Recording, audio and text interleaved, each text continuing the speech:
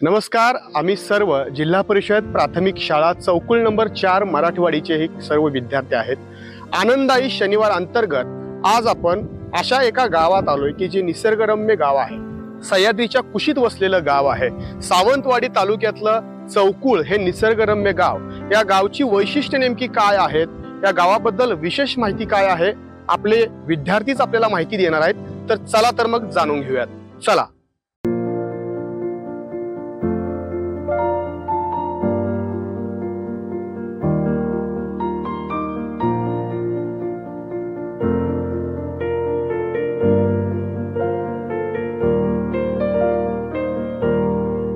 आता आपण उभे आहोत चौकुलच्या ग्रुप ग्रामपंचायत।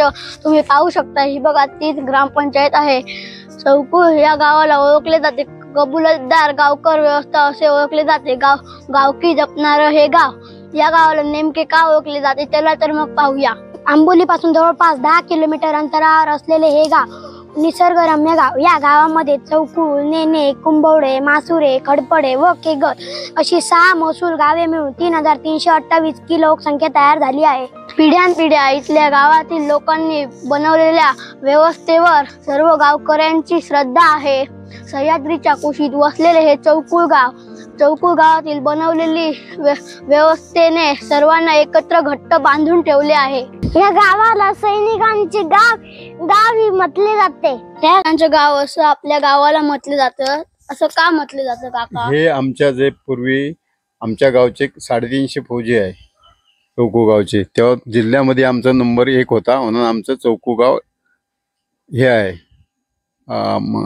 मानलं गेलं आहे की फौजी गाव आहे, म्हणून चौकू हे मानलं गेलं आहे जिल्ह्यामध्ये पूर्वी, म्हणजे आता सध्या पण आहे। गावात किती सैनिक आहेत? आता 300 सैनिक आहे गावात, रिटायर आणि चालू माझे आजी सैनिक साठी। माजी सैनिक असं 350 आणि आजी सैनिक साठी 100 सैनिक आता सध्या ऑन ड्युटीवर आहे चौकू गावची। मोठ्या प्रमाणात गावात सैनिक आहेत, म्हणून गावाला सैनिकांचं गाव म्हटलं जातं। गावातील प्रत्येक निर्णय गावकरी एकत्र येऊन घेतात। प्रत्येक आठवड्यात बैठक होते। गावातील वाद निर्णय मंगळवारच्या सभेत घेतात। या सभेला गावकी असे म्हटले जाते। सातेरी मंदिरात ही सभा भरते की हे असते मंदिर की ज्या मंदिरामध्ये प्रत्येक मंगळवारी सर्व लोक व प्रमुख एकत्र येतात व चांगले निर्णय घेतात। आपल्या सोबत सरपंच काका आहेत। कबूलायत दर व्यवस्थेवर विश्वास का आहे? विश्वास म्हणजे कसं आहे, आपल्या गावात तू आता चौकुलचाच आहेस, तू चौकुल मराठीमध्ये शिकतोयस, तुला आपल्या गावातली परंपरा माहीत असणार की आपण दर मंगळवारी देवळाकडे बसून आपण देवळाकडे परंपरेनुसार आपण सर्व न्याय निवाडे वगैरे सर्व आपण गावात मिटवतो। आपल्या गावामध्ये एक पण केस अशी नाहीये की आपण पोलीस स्टेशनमध्ये गेलो आहे किंवा कुठेतरी गेलो आहे असं। त्यामुळे मुळात पूर्वीपासून जेव्हा आपण आपला गाव बसलाय तेव्हापासून आपण कबूलदारावरती विश्वास, म्हणजे आपण जर जमीन आपण जर वाटली सर्वांना तर त्या जमिनीमधनं आपण भांडण होणार आहे किंवा तंटे होणार आहेत, आणि ते तंटे मिटवण्यासाठी आपण कबूलदार गावकर म्हणून पहिल्यापासूनच परंपरा आपली गावाची आहे आणि ती पण आपण पुढे चालू ठेवतोय। कारण ते जमीनमुळेच सर्वात वाद जर कुठं होत असेल, सर्वात जास्त जर वाद होत असेल तर तो जमीनमुळे होतोय। त्यामुळे जर कबूलदार गावकर म्हणजे काय की आपण जे 3 खोत नेमतो त्या 3 खोतावरती आपण सर्व जबाबदारी देतोय जमिनीची, बरोबर ना? मग त्याच्यामुळे आपण ते गोकमा जमा करून त्याचे जे काय कर वगैरे आपण पहिला भरत होतो शासनला, ते 1999 पर्यंत आपण तो कर भरलेला आहे।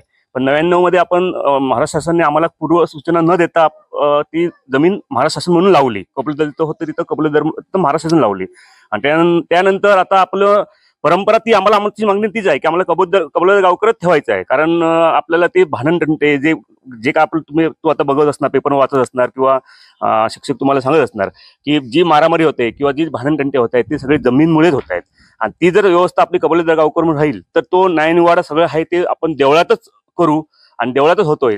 जर कोणाला घर बांधायचं असेल तर आपण देवळातच विषय घेतोय, त्यांना जमीन देतोय घर बांधण्यासाठी, आणि ते सगळे देवळात होतोय। त्यामुळे ते कबूलदार गावकरच हे राहणे हे योग्य आहे। धन्यवाद काका माहिती दिल्याबद्दल।